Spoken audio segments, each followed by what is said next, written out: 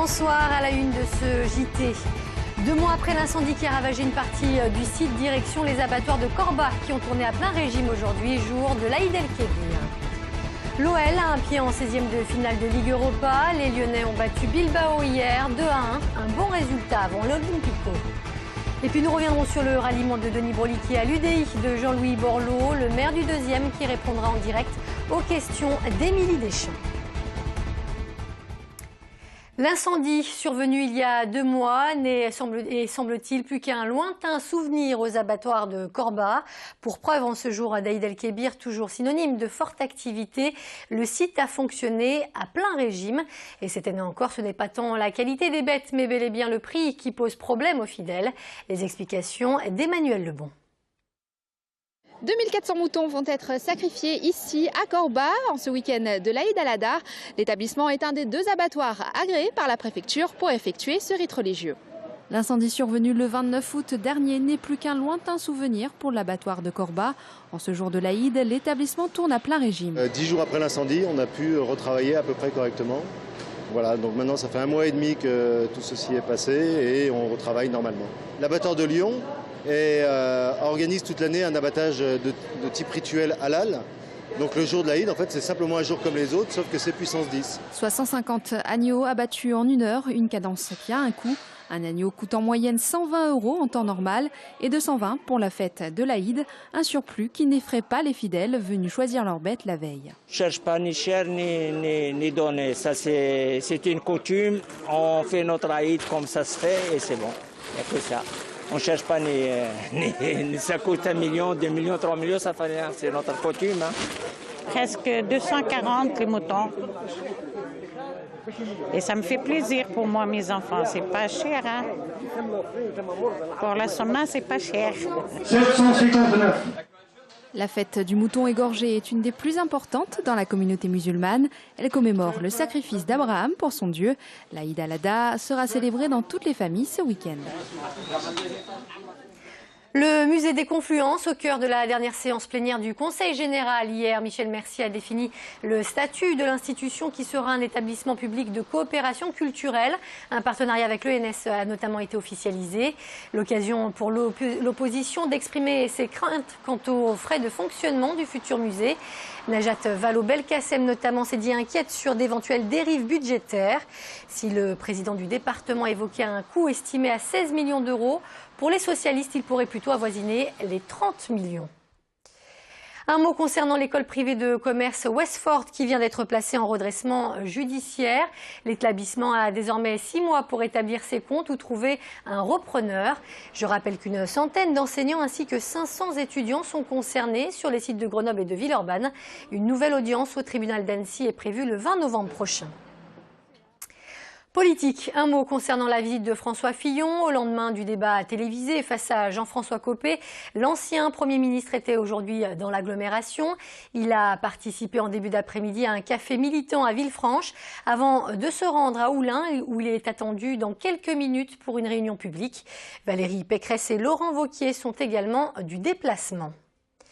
Et puis, politique toujours, la nouvelle a fait beaucoup réagir cette semaine à Lyon. Denis Broliquet, maire d'hiver droite et plus précisément milloniste du 2e arrondissement, rejoint l'UDI de Jean-Louis Borloo. Un mouvement qui veut fédérer le centre. Localement, c'est bien sûr les prochaines municipales qui sont en ligne de mire. Pour en parler, on retrouve tout de suite Émilie Deschamps en compagnie de Denis Broliquet. Denis Broliquet, bonjour. Alors vous avez annoncé cette semaine votre ralliement à l'Union des démocrates et indépendants. Pourquoi ce choix, même si vous avez un temps fait partie de l'UDF dans votre vie politique, c'est quand même une annonce un peu surprenante. Pourquoi ce choix et est-ce que vous vous retrouvez dans ces valeurs du centre ? Je trouve que c'est un choix qui est très naturel. Et si nous avons choisi l'UDI, c'est parce que l'UDI aujourd'hui porte exactement le même discours que celui qui est porté par le mouvement que je préside à Lyon, Lyon d'hiver droite, le mouvement qui a une 20aine d'élus et 2 mairies d'arrondissement, c'est-à-dire l'indépendance et une certaine façon de faire de la politique. C'est-à-dire que nous sommes proches du terrain, nous sommes pour la diversité et nous ne voulons pas qu'il y ait qu'un seul parti à droite, mais nous voulons qu'il y ait plusieurs partis qui expriment la diversité. Ce sont les électeurs qui décident et c'est comme cela que l'on gagne. Je vous rappelle que depuis quelques années, la droite n'a plus gagné d'élections et il va falloir que ça change.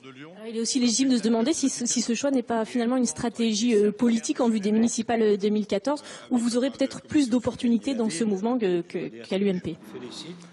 L'UMP aura sa liste, c'est pas le problème.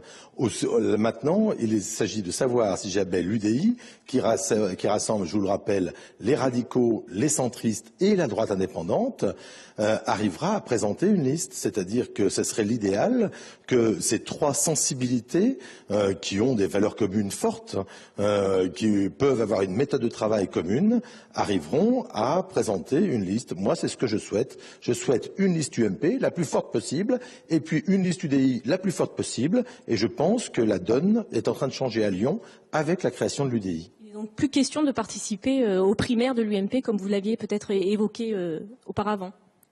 J'avais trouvé que l'idée des primaires n'était pas mauvaise. Le problème maintenant, c'est qu'avec l'UDI, la question des primaires ne se pose plus. Laissons les primaires à l'UMP, ça va permettre de désigner leurs candidats, et nous, UDI, nous aurons notre choix de candidats le moment venu. Vous avez bien conscience quand même que cette annonce d'une liste UDI au municipal, ça a un peu semé le trouble au sein de ce mouvement ? On a une vraie révolution culturelle à faire. C'est évident qu'on rassemble des forces centristes, des forces radicales et des forces de la droite indépendante. Il va falloir qu'on apprenne à travailler ensemble, il va falloir qu'on apprenne à vivre ensemble et à exprimer des idées ensemble. Pour le moment, la priorité des priorités, c'est de faire ensemble un projet pour Lyon. Ça va pas être facile au début, et puis je suppose qu'en s'y prenant 16 mois à l'avance, je vous rappelle qu'on est à 500 jours des élections municipales, et bien à ce moment-là, ça redonne à la droite une chance de gagner. Denis Broliquet, merci beaucoup. Et l'UDU devra unir toutes ces voix différentes en vue de la réconciliation souhaitée.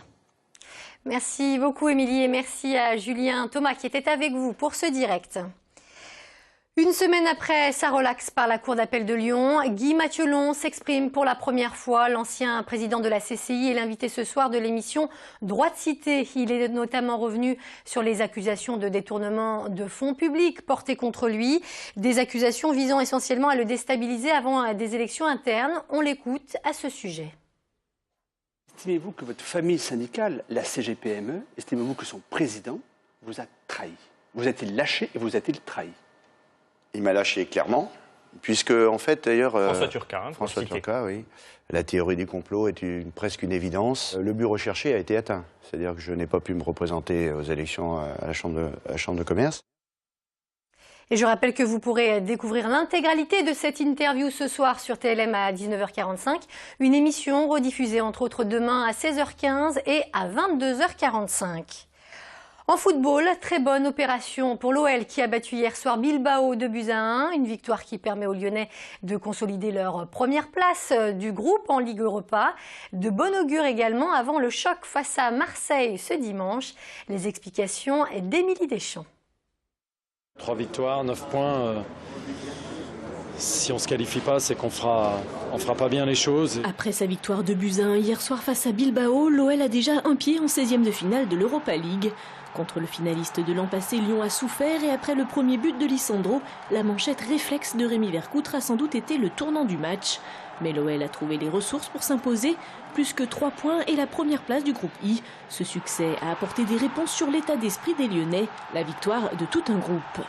Je crois qu'ils le savent. Mon discours avec eux est assez clair, j'ai besoin de tout le monde. C'est super pour la dynamique du groupe. Après, ouais, j'ai une petite pensée pour le coach, je pense que ça va lui faire un petit peu mal à la tête. Il va falloir qu'il prenne 2-3 UPSA pour maintenant faire des choix. Rémi Garde a donc réussi un double pari, l'emporter avec un effectif remanié et ménager une partie de son groupe avant le déplacement à Marseille dimanche, où Bisevac et Gomis entre autres devraient retrouver leur place de titulaire.